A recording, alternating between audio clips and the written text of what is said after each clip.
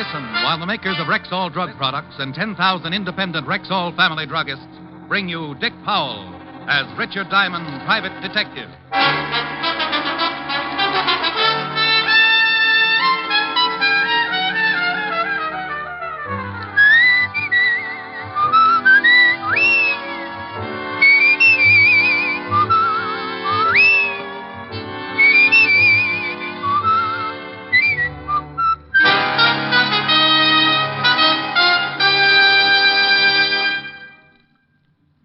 Good evening. This is your Rexall family druggist with a welcome from the 10,000 independent druggists who have made the word Rexall part of our own store names.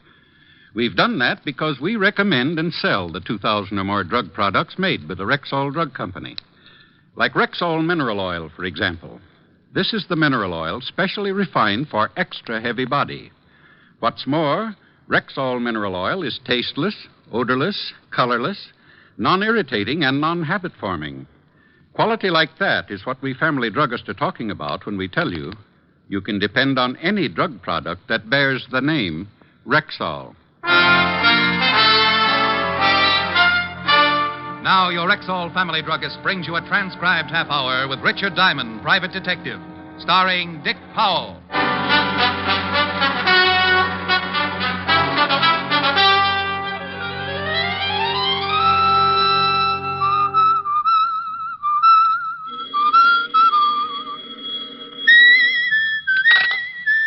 Just a moment. Diamond, pick up the receiver and speak to me, or I'll...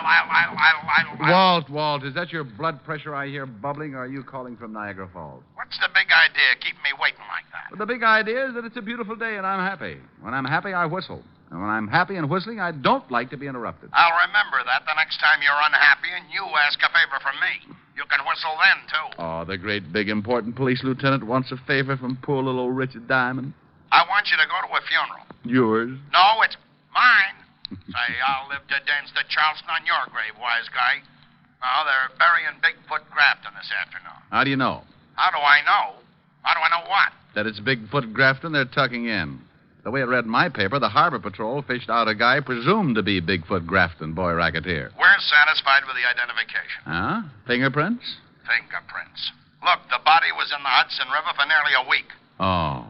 Then tell me, what makes you so sure the guy they're putting in the ground today is Grafton? Look, Diamond, you're beginning to exasperate me. Will you or won't you go with us to Bigfoot Grafton's funeral this afternoon? Why me? Maybe you can show the boys how to dig the grave. Oh, Walt, that's silly. I don't know a grave from a hole in the ground. So why me?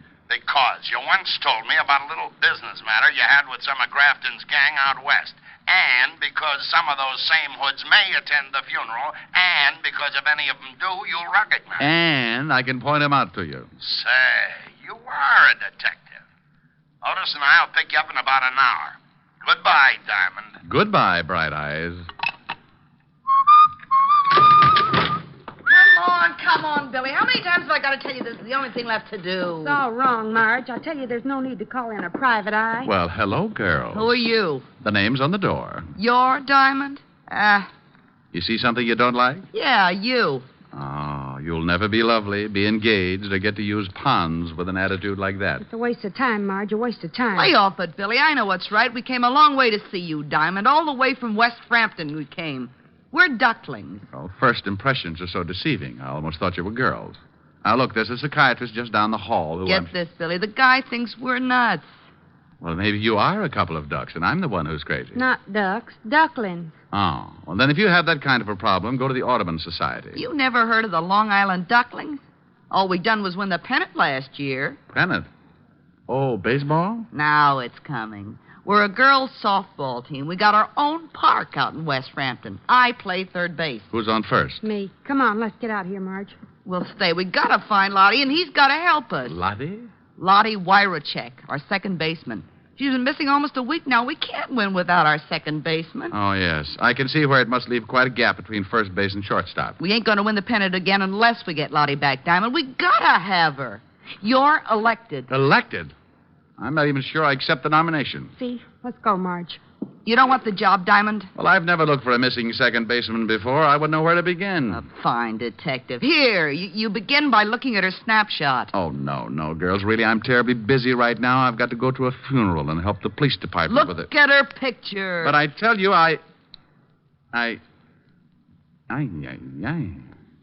Don't tell me this is... Lottie Warachek.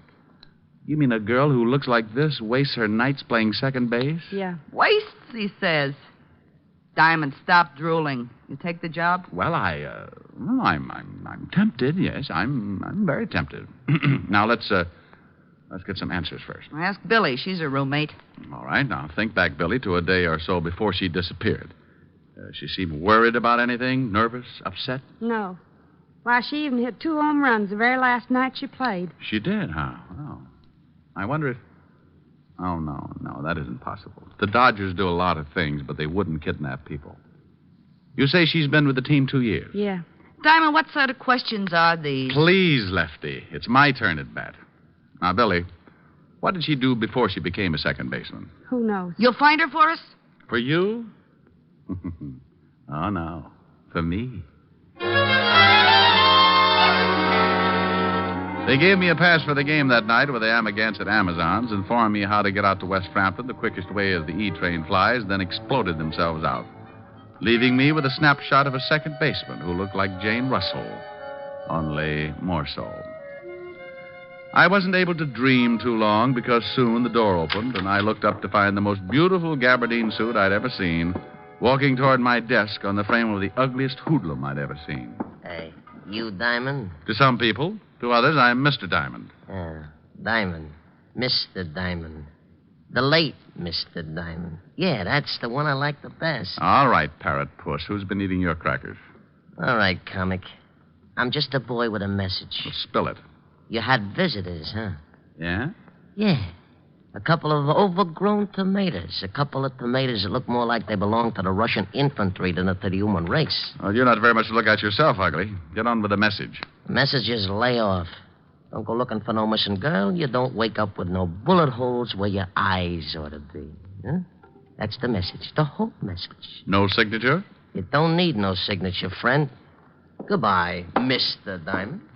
Just a minute, Repulsive. Yeah? I want to tell you about the last side-of-the-mouth punk who brought me a message like this without a signature. Go on. Frighten me. Go on. Hey, just stand back there, Diamond. Don't come no closer. I'll let you... Don't reach into that pocket, punk. Oh, my arm. Now, let me get it for you. Al, a Luger. And almost as ugly as you are. We won't be needing it for this game. My arm. Oh, there's your arm. Now, put it up with the other one, and I'll knock your head off. A few seconds later, when I picked myself up off the floor, I looked around for my spar mate, but he'd taken his arms and gone home, leaving me with an eye which for weeks to come would have me lying to people about walking into a door. Yeah, a door wearing gabardine.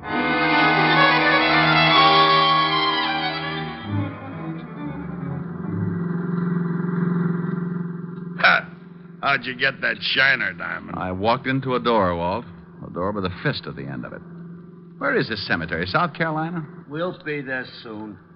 Bigfoot Grafton won't mind waiting a little longer. Assuming, Sergeant Otis, that it is Bigfoot Grafton they're planting. Oh, no, you're not going to start that again. I told you on the phone. We're satisfied with the identification. What identification? Laundry marks on Grafton's shirt, cleaning marks on Grafton's suit. Go on. What do you mean, go on? Look, Walt, suppose you're wanted for murder. 2 murder raps, and you don't have a chance of beating. And suppose that next to the mailman with the income tax refunds, you're the most looked-for guy in the country. Yeah, I know what you're going to say, Diamond. You think maybe Grafton finds a sucker with his same general build, shoots him in the spine, changes clothes with him, and then dumps him in the big bathtub. That's right, Walt. Well, us silly, confused homicide cops figured that way, too, until we checked up on what gave Grafton his nickname. His nickname? Bigfoot. Yeah. 14 and a half. We found his shoemaker. He verified the size. So? So it's possible that Grafton can find a guy that fits his general physique. It's even possible that the guy he finds not only is built the same way body-wise, but wears exactly size 14 and a half brogans, too. Yeah, it's possible, but highly improbable. Yeah, maybe you're right at that. Well, on behalf of myself and all the other simple-minded fellas known as cops, Thank you, Diamond, for saying what you just did. Thank you. There's the cemetery. It was just a simple little funeral, except that the coffin cost maybe $10,000 more than mine will ever cost, and excluding the fact that there were enough flowers to make a couple of dozen floats for the Turnip of Roses parade. Yes, it was just a simple little funeral with maybe 1,000 simple little mourners. Good conservative people, like safe blowers, burglars, con men, petty thieves, and some not so petty. Big wheels, little wheels, chiselers, grifters, grafters, gyp artists. Well, Diamond, you see anyone who used to run with Grafton's mob? No, not yet. Hey, look. Now, what's he doing here? Oh. The parrot nose in the stylish gabardine suit. I've been admiring that suit. Gabardine, huh? Too bad a poor little gabardine had to go give up its life just so a mug like that could have a suit. Where you going, Diamond? Who is that guy? He's a messenger boy. I'll be right back. I edged my way through the crowd toward him, hoping that in view of the solemnity of the occasion, none of the pickpockets among the mourners would make use of the opportunity to swipe my suspenders. 5 yards away, he turned. He saw me and started to run. I put my head down like a sprinter and turned to follow. There's nothing like a merry chase in a merry place like a cemetery. And just when I thought I had him... Diamond, what are you doing running into tombstones? Oh, well, I suddenly remembered it's been years since I had a collision with a tombstone. Oh, what were you chasing that guy with a fancy suit for? I wanted to find out who his tailor is. Look, Otis got a good look at that twerp I was chasing. Tell him to go through Rogue's Gallery and try to identify him for me, huh? Yeah, but where are you going? Me? No, I think I'll go to a ball game. It was a good game as games go, fast and exciting, and my girls did themselves proud. 8-3. Even though the girl who was playing second in place of the missing Lottie made 3 errors. After the game, I was in the corridor outside the dressing room talking to Billy, the first baseman. The one who didn't think I should have been hired to bird dog the missing girl. Look, Diamond, this is all for nothing. Lottie ain't missing. We never called on you. There's no case. Now, that's the same tune with a slightly different lyric and ugly in a gabardine suit sang to me. It's a good thing I'm stubborn. It's a bad thing, Diamond, for you. It's going to maybe cost you your life. No. No! Don't! It happened that fast. By the time I turned around to see who did the shooting, he had disappeared in the crowd. Dirty heel. Diamond, what happened? I heard shooting. Stand back, everybody. Send for a doctor. Rotten heel. I was on his team. Who, Billy? Who? I told him Marge called on you to find Lottie. Who, dear? They'll kill Lottie. They'll kill Lottie. Billy. Billy. Diamond. Is she? If anyone asks you who's on first, the answer is no one.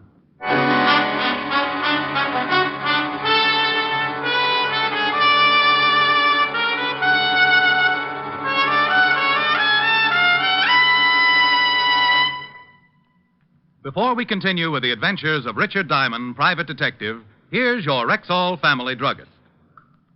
I've discovered lately that a lot of people think they don't need to take any precautions against vitamin deficiency during the summer months. But the truth is, we're just as apt to be low on vitamins during the summer as any other season. Then you think people should continue right through the summer taking a vitamin supplement? Indeed I do, ma'am. And the one I recommend is Rexall Plenamins. Why exactly?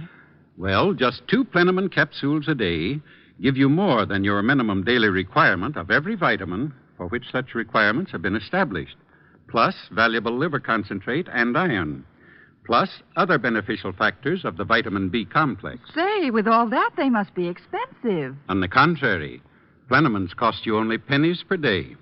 Ask for Plenamins at any Rexall drugstore. And remember, you can depend on any drug product that bears the name Rexall. And now back to tonight's adventure with Richard Diamond, private detective, starring Dick Powell.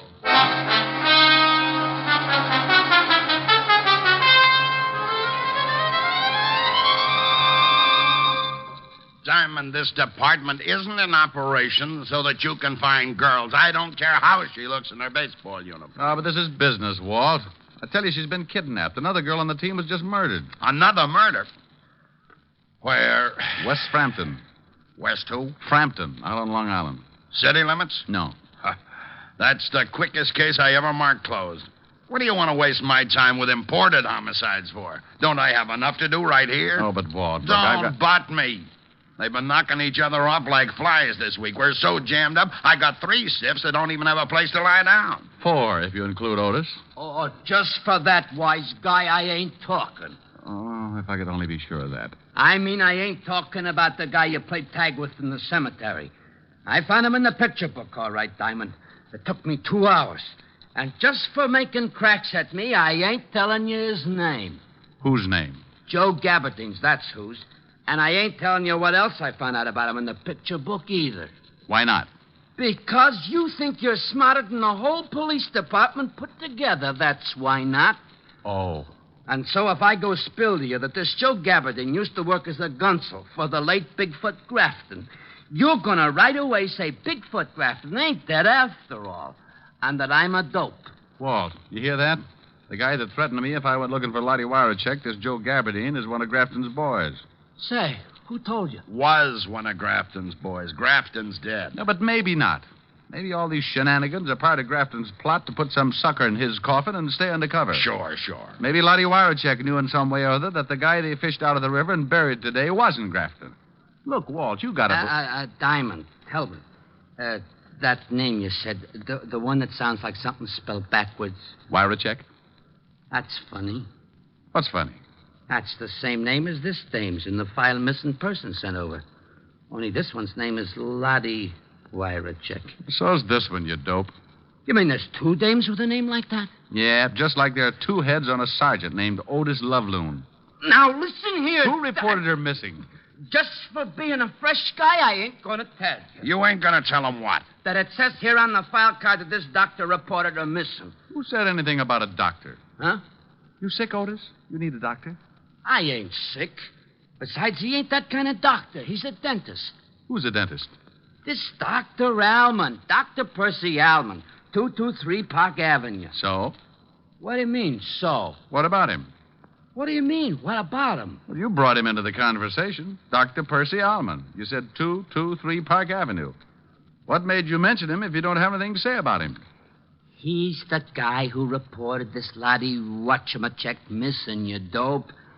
Gee, Diamond, are you dumb?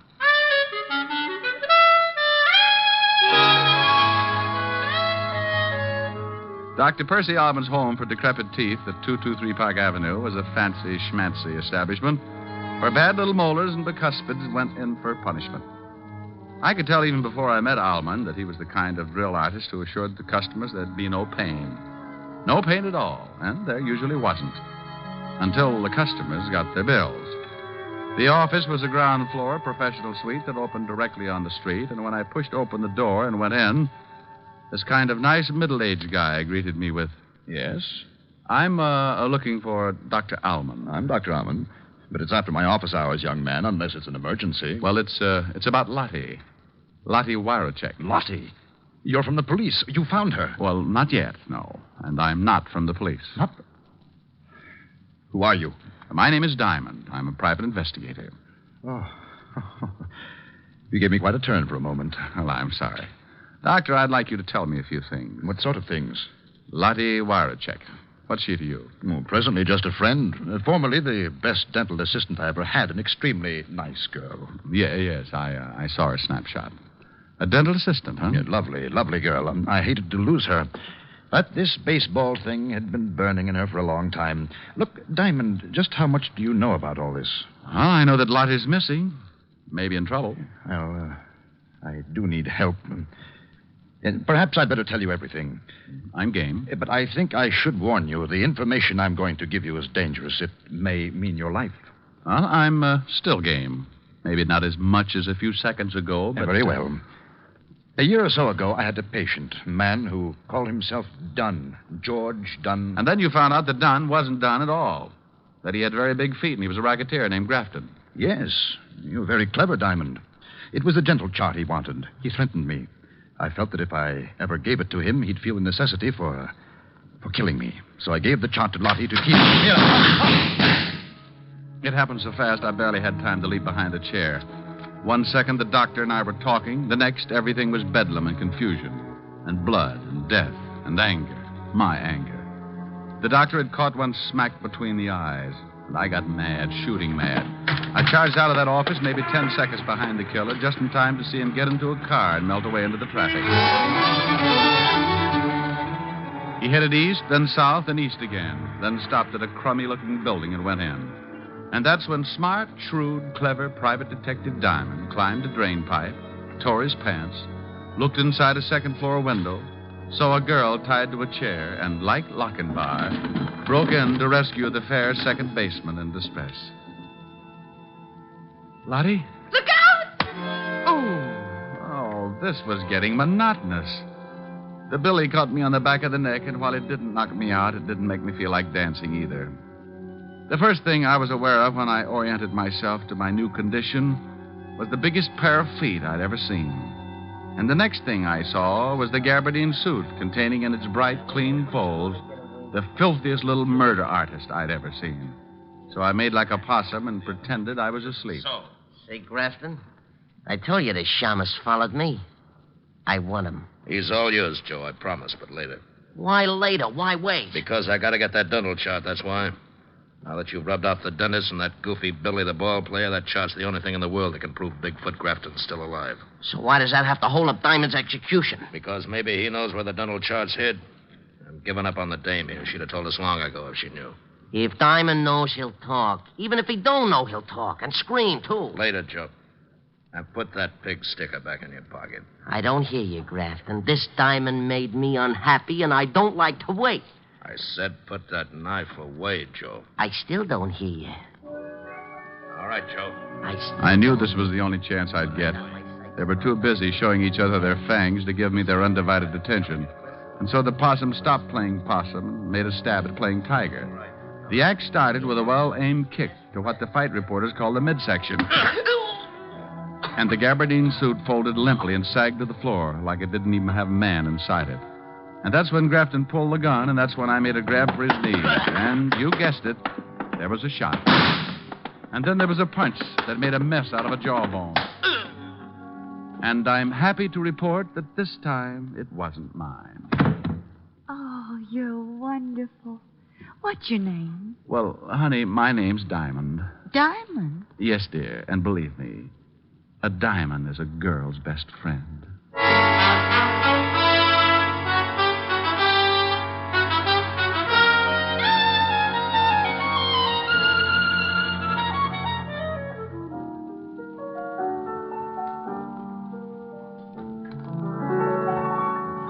I hadn't anyone tell you I was a lonely one. Tell you I used to lie awake and wonder if there could be a someone in the wide world just made for me. Now I see I had to save my love for you. I never gave my love till you. And through my lonely heart demanding it, Cupid took a hand in it. I hadn't anyone till you. You're so romantic. Even with a black eye. Oh, thank you, dear. Oh, Ricky, darling, it must have been dreadful. Oh, it had its moments, Helen. Yes, I saw that photograph. A second baseman. What's the matter with a second baseman? Well, Ricky, if she were any good, wouldn't she be a first baseman? Honey, I don't think you understand too much about baseball. Teach me. Oh, it takes years, baby. Years. Well? Well, Well, baseball's a game that's divided into innings. 9 innings. Inning? What's an inning? Maybe I better teach you how to play post office. No. Ricky, please. Well, let's see now. An inning is a sort of a division, a stanza, a frame. Yeah, that's right, a frame. A frame? An inning's a frame? Hey, you're digging it. No, I'm not, Ricky, not really. Maybe we'd better forget it. All right. An inning is a frame. That's right, dear. An inning is a frame. Ricky, was she nice? Lottie? Mm-hmm. Well, I'll say this for her. She sure had a beautiful inning.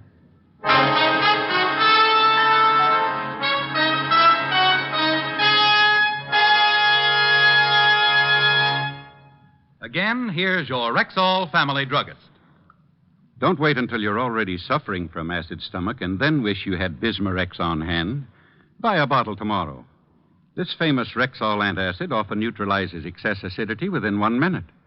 More than that, Bismarex gives relief that's continuous and prolonged because its scientifically balanced ingredients work in sequence, easing gastric distress and leaving a soothing protective covering on irritated stomach membranes.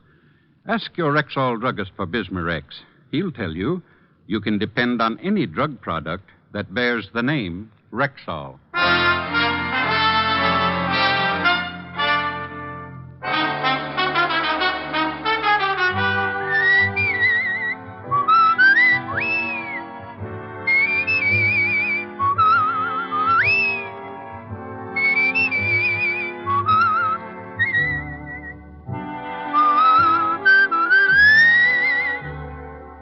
Richard Diamond, Private Detective, stars Dick Powell in the title role and is written by Michael Camroy with music composed and conducted by Frank Worth.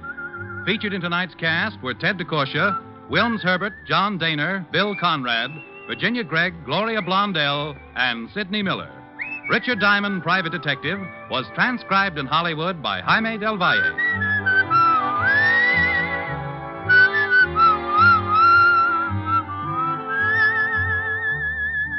This is Bill Foreman inviting you to be with us next Wednesday at this time when we will again bring you Dick Powell as Richard Diamond, Private Detective.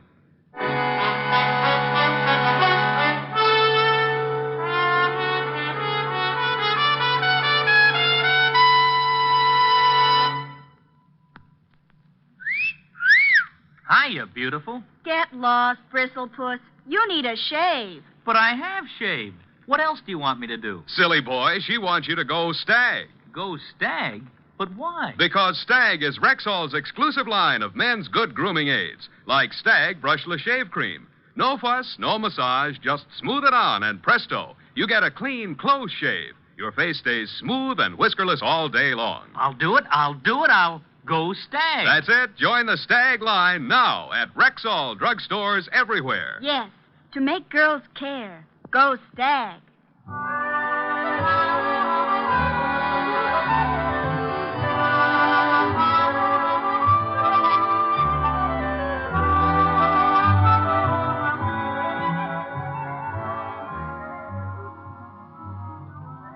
Three chimes mean good times on NBC. Dick Powell, who stars as Richard Diamond each week at this time, is a chime star, and there are many more of your favorite entertainers who are chime stars on NBC. Listen for the familiar NBC chimes. They're your invitation to fine radio entertainment. Whether it's action-packed adventure mystery, comedy, music, drama, or news, you'll find the very best on your favorite NBC station. Listen again next Wednesday at this same time for another exciting adventure with Dick Powell, starred as Richard Diamond. And remember, three chimes mean good times on NBC. In 2 weeks, enjoy The Halls of Ivy with Ronald Colman on NBC.